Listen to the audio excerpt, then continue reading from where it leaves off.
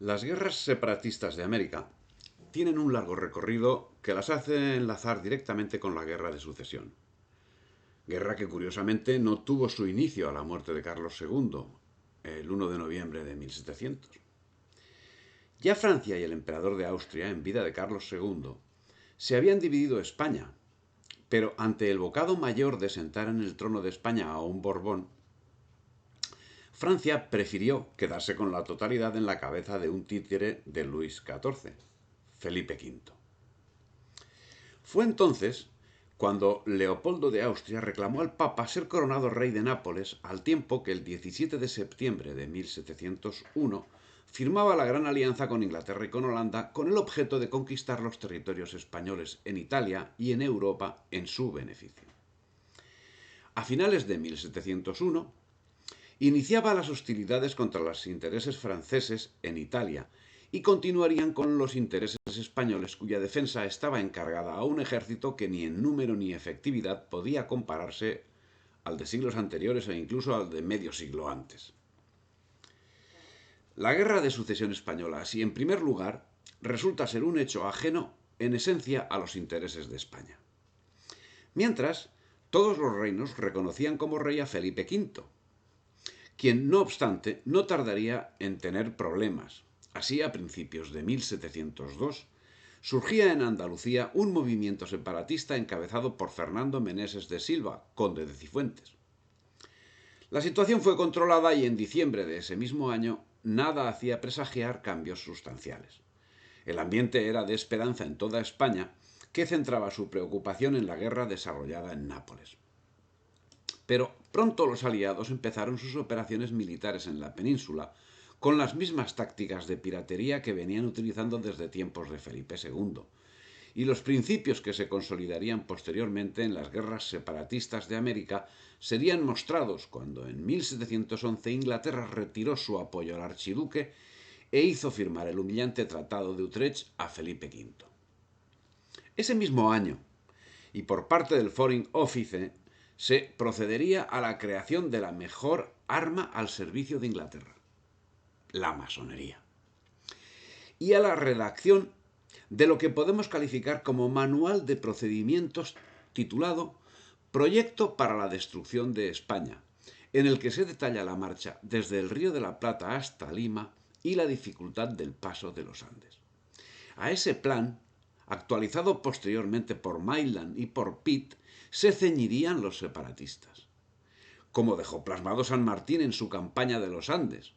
En ese orden, el 25 de mayo de 1817, el cónsul Staples comunicaba al Foreign Office que San Martín lo había visitado para informarle de la situación de Chile y de su proyecto sobre la campaña del Perú, así como para pedirle que el gobierno inglés le autorizase, le autorizase llevarla a efecto. Pero es que para llegar a este punto fue necesario llevar una actividad previa que ya se inició con el Tratado de Utrecht, por el cual los ingleses se hacían con una serie de derechos de navegación y comercio que fueron amplia y reiteradamente sobrepasados en todos los ámbitos, y por los cuales fueron creando a lo largo del tiempo logias de su obediencia que no fueron detectadas hasta pasadas décadas.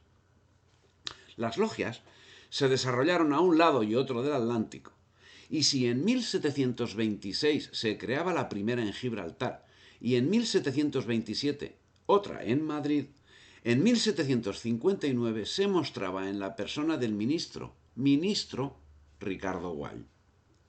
Así, no es de extrañar que en 1781 Antonio Espejo se significase como elemento subversivo, lo que le ocasionó conflictos jurídicos que lo retuvieron en Santa Fe de Bogotá, donde adoctrinó a Antonio Nariño, tomando parte en las tertulias del núcleo denominado el arcano sublime de la filantropía. Los nidos de víboras estaban ya produciendo nuevas camadas. Llegaban nuevos propagandistas que en ocasiones eran detectados y juzgados por la Inquisición e irremisiblemente eran puestos en libertad. Se crearon logias en Santa Fe, donde los discípulos principales fueron Nariño, Cea, Cabal y otros, A esta logia acudieron por ese tiempo otros destacados personajes que posteriormente se significarían como enemigos de España, como son el marqués de Selvalegre, Juan Pío Montúfar y los hermanos Espejo, que acudieron desde Quito a esta logia. En 1793 fueron presos y enviados a la península, donde fueron puestos en libertad por sus hermanos gobernantes. A finales del 18, el venezolano Francisco de Miranda había fundado en Londres una logia masónica llamada la Gran Reunión Americana, cuyo objetivo era conspirar, lógicamente, contra España. Esa logia, que dada la estructura de la organización, obedecía a la Gran Logia de Londres, se expandió en España con el nombre de Sociedad de los Caballeros Racionales. Todos los próceres separatistas acabarían perteneciendo a esta o a otras logias masónicas. Miranda permaneció años en Inglaterra, prestando sus servicios como peón de su política, y a ella comprometió estatus de nación favorecida en cuanto a lo comercial una vez que se lograra la separación de España. Así, el 22 de diciembre de 1797, se reunieron en París José del Pozo, Antonio José de Sucre, Francisco de Miranda y Pablo de Olavide. ¿Para qué se reunieron? Para deliberar conjuntamente sobre el estado de las negociaciones seguidas con Inglaterra en diferentes épocas para nuestra independencia absoluta, rezaba el acta que redactaron. Pero también para llegar a una serie de acuerdos que quedarían plasmados en esa misma acta, que resulta esclarecedora para entender lo que sucedería después. Se detecta en el acta la existencia de acuerdos previos con el Reino de la Gran Bretaña, a la que se le abren las puertas sin cortapisa de ningún tipo en lo que se puede entender como pacto para la dominación colonial británica. El artículo primero de tal acta pide ayuda a Inglaterra. En su artículo segundo es de destacar que reclaman a favor de Inglaterra condiciones de dominio en los territorios liberados, comprometiéndose a pagar en metálico cantidad suficiente para cubrir no solo el costo de los auxilios, sino para que Inglaterra liquide también una buena parte de su deuda. Se comprometían así a una hipoteca que sigue vigente 200 años después de haber sido rota la unidad nacional española. Y los términos de la mentada hipoteca comienzan a señalarse en su artículo quinto, donde se habla de tratados de comercio desiguales, y en su artículo sexto se les regala Panamá.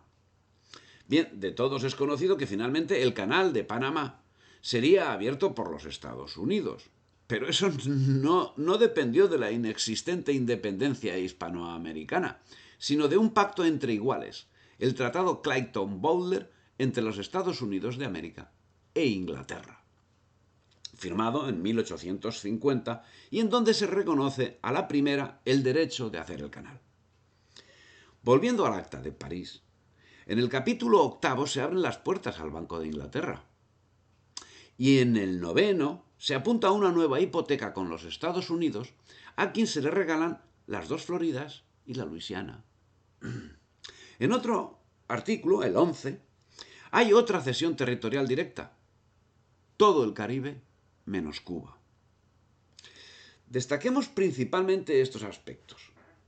Los hechos posteriores, los tratados comerciales, el expolio, no han sido excesos de británicos y norteamericanos. Todo estaba pactado por los libertadores, sus agentes. Pero este expolio no puede achacarse solo a los firmantes del Acta de París de 1797, puesto que la misma se llevó a efecto con la anuencia de las logias que laboraban por el rompimiento de España, y que en esos momentos se encontraban diseminados por toda Europa. Entre ellos no hay que olvidar a Juan Pablo Vizcardo y Guzmán, a Manuel de Solar, a Antonio José Francisco de Sucre y Alcalá, a Pedro José Caro, a Pablo de Olavide, a Antonio Nariño. Pero el primero que, en estas circunstancias y de forma manifiesta, se presentó como enemigo del ser de España fue el jesuita Juan Pablo Vizcardo y Guzmán, Un personaje que, contando como católico, curiosamente, fue muy bien atendido por la corte británica. Llegó a Londres a requerimiento del gobierno británico y bajo su auspicio, en 1799, publicaba el manifiesto titulado Carta dirigida a los españoles americanos, donde llama a rebelarse contra España. Esta carta fue distribuida por Miranda en Venezuela, en Colombia y en Perú, y probablemente en algún otro sitio.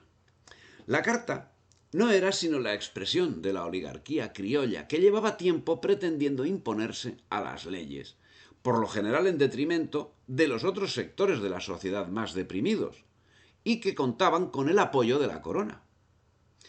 Miranda presentó en 1800 un memorando al gobierno británico que tenía en cuenta informaciones muy precisas sobre la geografía, el clima, pasos estratégicos, idiosincrasia de los hispanoamericanos, etc. Consideraba asimismo la baja condición de la capacidad militar española y se planteaba un asalto en el Río de la Plata. Con esta información, Maitland prepararía una reunión con Pitt, Dundas y Popham, en la que con la ayuda de Miranda concretaron un plan de ataque en la que Miranda, con grado de general británico, sería jefe de las fuerzas que debían invadir Venezuela, y siendo Popham el encargado de acometer Buenos Aires. El propio Miranda intentó la invasión de Venezuela en 1806 al frente de una fuerza armada que zarpó de los Estados Unidos, y en la isla de Granada recibió el apoyo de Frederick Maitland, primo del Sir Thomas, y curiosamente gobernador de la isla. Posteriormente también recibió el apoyo del almirante Thomas Cochrane, el mismo que posteriormente sería responsable de la Armada Británica que condujo a San Martín en la toma del Perú. Y confirma Daniel O'Leary, el asesor personal británico de Bolívar. Debe también tenerse en cuenta que la franca protección del gobierno británico debe también tenerse en cuenta que la franca protección del gobierno británico daba a la expedición influjo y peso moral. El fracaso, no obstante, fue estrepitoso y Miranda salió huyendo junto a su protector Cochrane para pasar seguidamente a residir en Inglaterra. Por su parte, Bolívar estaba de vuelta en Caracas dispuesto a colaborar con la intentona inglesa encabezada por Miranda. El miércoles 25 de junio de 1806, Beresford y Popham desembarcaron en las costas de Quilmes. Tomaron Buenos Aires sin apenas lucha. La verdad es que la generosidad británica no podía sufrir menoscabo, por lo que en breves fechas, dentro de esa dominación que habían hecho de Buenos Aires, se transportaba a la Gran Bretaña los productos de su comedimiento, que se pueden resumir en 1.086.000 dólares, equivalentes a 30 toneladas de plata. El total de la captura llegaba a los 3,5 millones de dólares.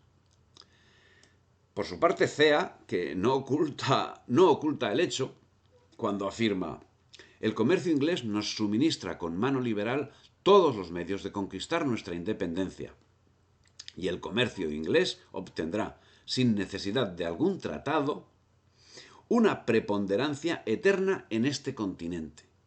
Es de toda justicia lleve el premio de los riesgos que ha corrido. Y Bolívar tampoco, si Cea decía eso, Bolívar pues tampoco se quedaba atrás.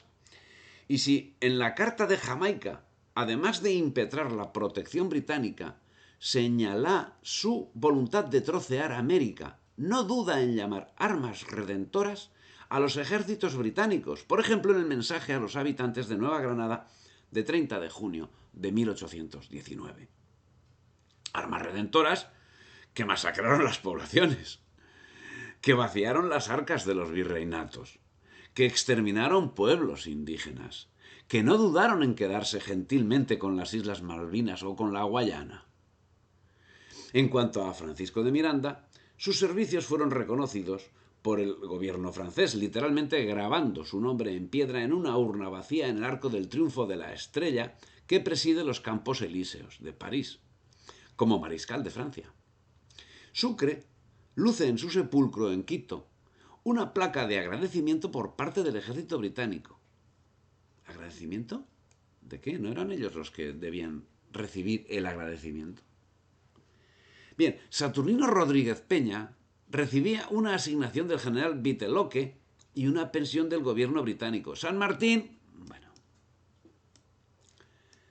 para continuar y no acabar.